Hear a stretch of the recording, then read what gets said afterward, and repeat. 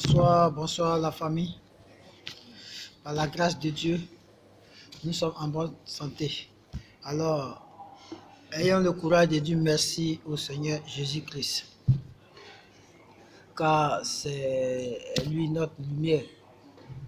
Alors, ce soir, nous allons parler un peu du Christ, nous allons parler de la parole de Dieu.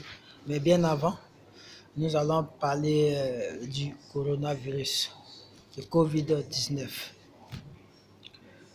Alors, il y a de cela 3 mois, nous sommes assis dans ce monde et puis il y a une maladie qui est en train d'exterminer, de tuer, de malmener le monde entier et l'économie mondiale.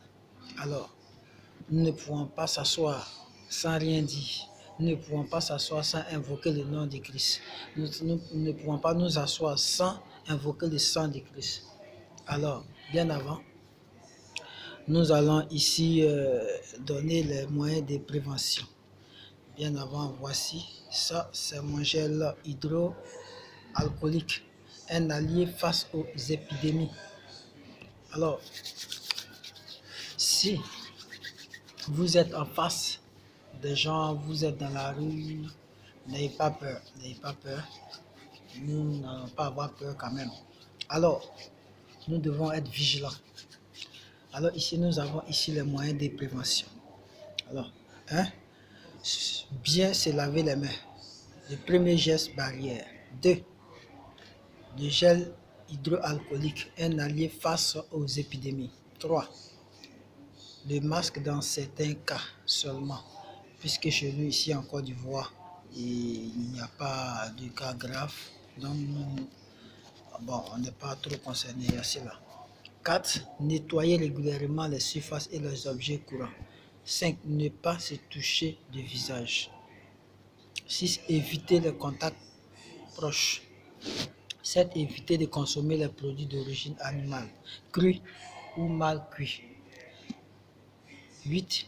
Éviter les lieux très fréquentés, en particulier les hôpitaux. Et 9. Respecter les règles d'hygiène en cas de toux. Pour se protéger et protéger les autres, on doit se laver régulièrement les mains, tousser dans un coude, utiliser un mouchoir à usage unique. Alors, c'est un peu ça.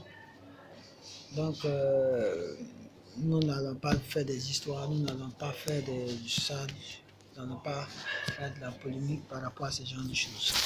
Alors, nous allons dire merci au Seigneur Jésus-Christ pour tout ce qu'il fait pour nous, d'avoir protégé notre pays, la Côte d'Ivoire, d'avoir épargné notre pays, la Côte d'Ivoire, d'avoir épargné le monde entier, parce que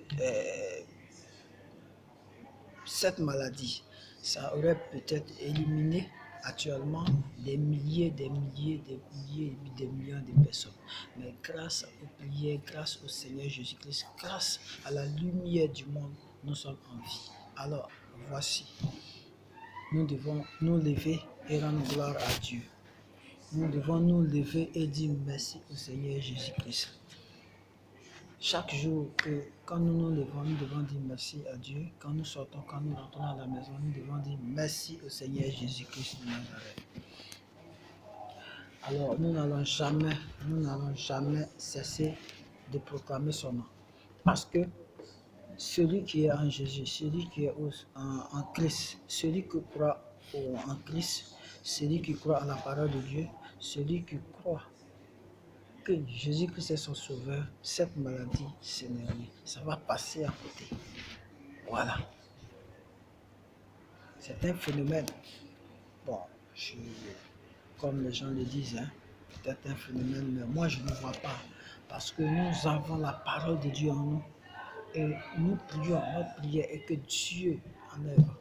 Parce que nous avons vu ici dans les pays européens où il y a eu les feux de brousse.